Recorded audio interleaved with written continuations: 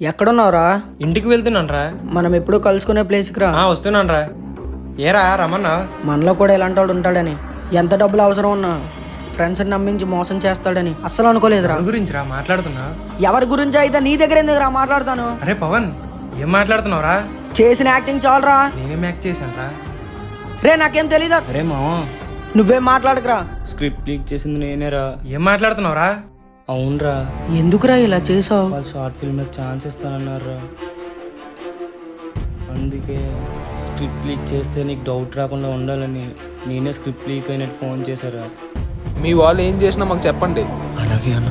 ఎంత పని చేసావురా. స్క్రిప్ట్ లీక్ చేస్తే ఇంకో స్క్రిప్ట్ రాస్తాం అనుకున్నాను రా, అని అక్షయ్ గారు చనిపోతాడు అనుకోలేదురా. నేను అప్పటికే చెప్తున్నాను రా, వీడే వినలేదు. ఇంకా వీడితో మాట్లాడండి రా. నన్ను క్షమించండి రా. వదిలేరా, ఎంతైనా మన ఫ్రెండే కదా. స్క్రిప్ట్ రాసి ఫోన్ చేస్తా, అందరూ రెడీగా ఉండండి, షూట్ చేద్దాం.